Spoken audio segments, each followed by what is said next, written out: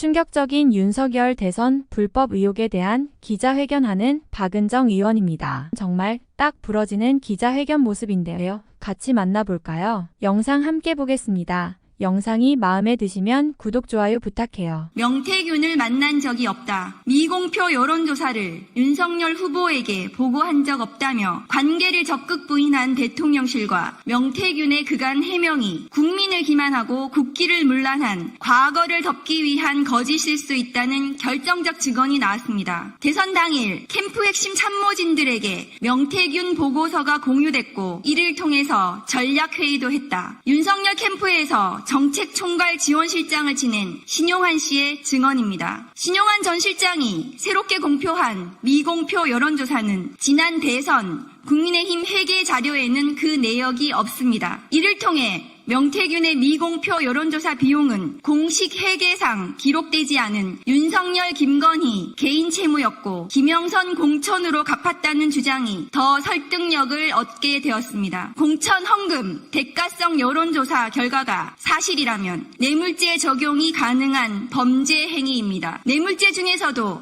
가장 죄질이 나쁜 수뢰 후 부정처사죄를 물어야 합니다. 특정범죄 가중처벌 등에 관한 법률상 수뢰액이 1억 원을 넘기면 무기 또는 10년 이상의 징역을 처하도록 되어 있습니다. 김영선 공천 뇌물로 의심되는 미공표 여론조사는 대선 당일 윤석열 캠프 핵심 참모진들의 전략 상황회의 회의 자료로 쓰였다고 합니다. 당시 윤석열 대선 캠프에서 아침에 진행한 전략 상황회의 멤버로는 윤재옥, 이철규, 김호진, 박민식, 이상휘, 강명구, 김은혜 등 여권 내 핵심 캠프 관계자들이 총망라되어 있습니다. 당시 당무와 선거를 총괄하는 국민의힘 사무총장은 한기호 의원이었습니다. 모두 여권에서 중책을 맡고 있는 분들입니다. 그 책임에서 자유로울 수 없습니다. 명태균을 대선 경선 이후 만난 적이 없다는 윤 대통령의 해명과 달리 명태균 박사발 국정 개입 의혹, 검찰과 공수처는 윤석열 대선 캠프의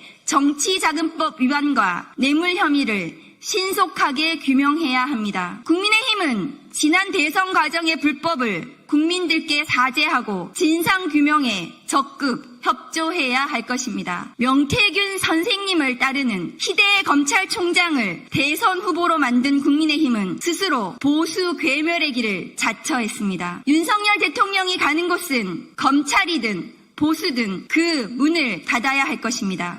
이제 국민의힘은 윤석열 대통령을 제 손으로 도려내야 살 수 있습니다. 더 이상 주저하지 말고 윤석열 대통령의 국민 기망, 국기문란, 불법 대선 비리 의혹 규명에 동참해 주기를 바랍니다. 그것이 불법 대선 의혹이 강력하게 제기되는 현 상황에서 국민들께 사죄하는 공당으로서의 최소한의 책임이자 도리일 것입니다. 2024년 10월 28일 조국혁신당 국회의원 박은정.